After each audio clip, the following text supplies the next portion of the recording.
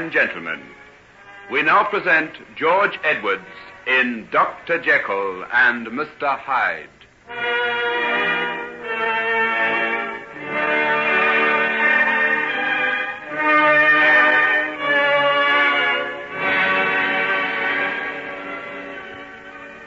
When did she first begin to show signs of this lameness?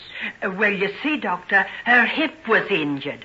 She was in the hospital for ages, and when she came out, she had to walk on crutches. It wasn't for a good while afterwards that we began to notice that one leg seemed shorter than the other. Poor little Tess. It's not fair, is it? Never mind. We'll fix you up again. One day you'll be able to run round just like all the other children. Oh, will she really, sir? Oh, I think so. But it'll take time, and Tess will have to have a lot of patience. Oh, she won't be any trouble to you, Doctor. She's not the least bit of bother. No, I'm sure she's not. Now, just you wait there a minute, and I'll call Dr. Lanyon in to let him have a look at this leg of yours and see what he thinks.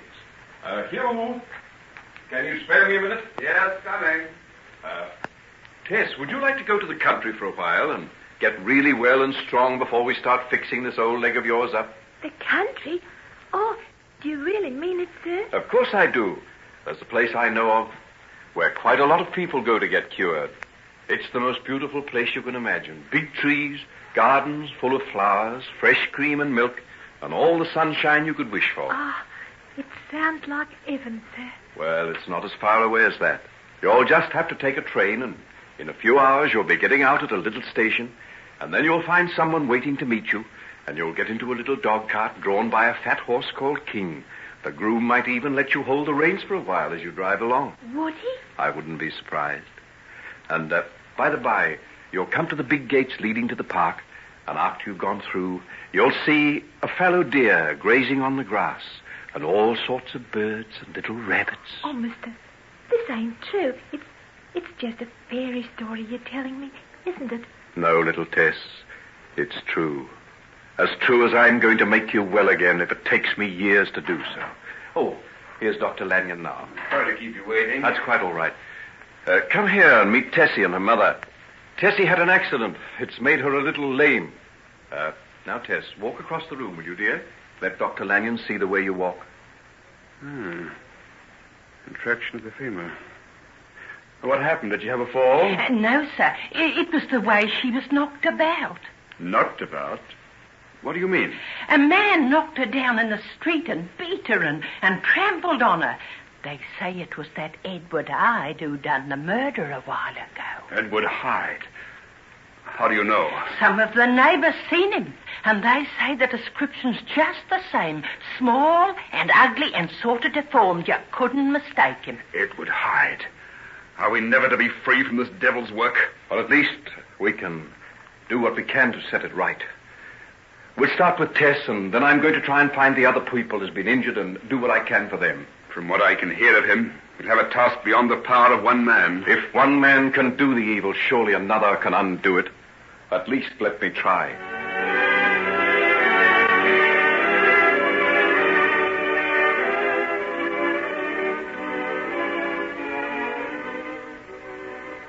Henry, don't you think we ought to call it a day? It's close on 5 o'clock, you know. Is it? I'd no idea it was so late. I've just got 1 or 2 more cases to attend to, and then I'll be through. Don't overdo things. I won't. What are you doing tonight? Care to come and have dinner with me? I won't tonight, if you don't mind. Well, I'm taking Nancy out, as a matter of fact. Nancy? Well, that's a good idea. I think it is, too. So you found something to reward you for all the hard work you put it down here while I've been sick. She's a nice girl, isn't she? Nice? She's one of the nicest I've ever met. That's what I thought, right from the first time I met her. Well, I'll be hanged. And here have I been thinking you've been so self-sacrificing, coming down here day after day with never a murmur, and all the while this is what you've been up to. Well, if you will have such a pretty, intelligent girl working in your dispensary... Asking for complications, isn't it? Well, I'm delighted. Go to it, old boy. I didn't think you had so much good sense. She won't hear of giving up her work here, so you'll have to take me into permanent partnership. Are you serious? Will you really come down here and work amongst these people? If you'll have me. Have you? Oh, I should say I would. I've had to turn hundreds away in the past because I couldn't attend to them. We'll do marvels down here together. It's a go, then. From now on, we double our practice and double our responsibilities. That's all you'll get out of it. There's no reward besides the satisfaction of having helped someone. The rest is hard work and a lot of worry. Oh, you're forgetting Nancy. Oh, yes, so I was. Well, I can see her waiting for you out there. Off you go. Give her my love, will you? I say, isn't that asking just a little bit too much? With that romantic-looking head of snow-white hair, you're irresistible, you know. Clear out or I'll throw this dish of disinfectant over you. All right. Isn't it time you were going home, Doctor? Oh, hello, nurse. I didn't see you there. I was wondering where you'd got to. I was doing the last of the sterilizing. But we haven't finished for the day. What about that man and woman I noticed in the waiting room? Oh, neither of them was urgent. I told them to come back in the morning. You did, eh? And who are you, Nurse Peters, to go giving instructions in this clinic? If you can't tell when you've had enough, it's time someone else started to give orders. We've only just got you back again after nearly 3 months' illness. It's not going to happen a second time. Oh, it won't.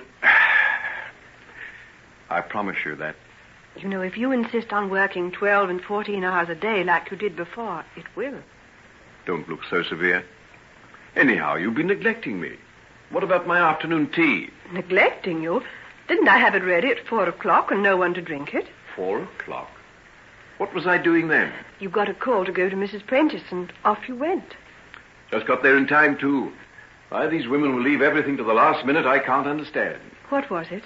Boy, weighed nearly 8 pounds. How do they do it on the rotten food they eat? You might call in and see if she's all right if you're passing on your way home. She'll be all right. It's her 5th, isn't it? I've lost count. She will have, too, in another few years. Well, what about tea? You want it now? Of course. Don't you think I deserve it? If you got what you deserved, it would be more than a cup of tea, Doctor. Anyway, we'll start with that. Now, how about strawberry jam? Any left? I put it all away. Not a single jar has been touched since you've been ill. Suppose I had never come back. Would you have buried it with me? Oh, don't. But it's quite a good idea. The Chinese do, you know, to provide for the spirit world. But perhaps I wouldn't have gone to the place where food seems very important. I wish you wouldn't talk that way. Why? Oh, come on, Pete. I haven't seen you smile for hours. What's the matter with you? Aren't you glad to see me back again? I don't know why you tease me so. You know I'm glad. And just how glad. All right. I'm sorry. Well, take me into your little office and brew me some tea, and I'll sit in the old chair and let you fuss around me, just as though I'd never been away. And just as though you won't be getting up and leaving in a little while and going off to your friends and your big house, and I'll be going in the other direction, to my bare little room and a solitary meal on the end of a table. Pete, why do you do it? Do what? Stick to that sort of life? You could have something so much better. What, for example? How about that chap who went to Canada? You still hear from him, don't you? I do. Well. Why don't I go out and marry him, you mean? Didn't I make that clear to you a long while ago? Oh, but that's just madness, Pete. I know it is. But what am I going to do? Would it be fair to marry him when I feel the way I do about you? You'll forget about me. Do you think so? It's funny, isn't it, the way we're talking? You know, women aren't supposed to say these things to men. Oh? Why not? Oh, it isn't maidenly. I'm supposed to pine away in silence and end up with a hacking cough and a bunch of lilies on my chest. Oh, I say.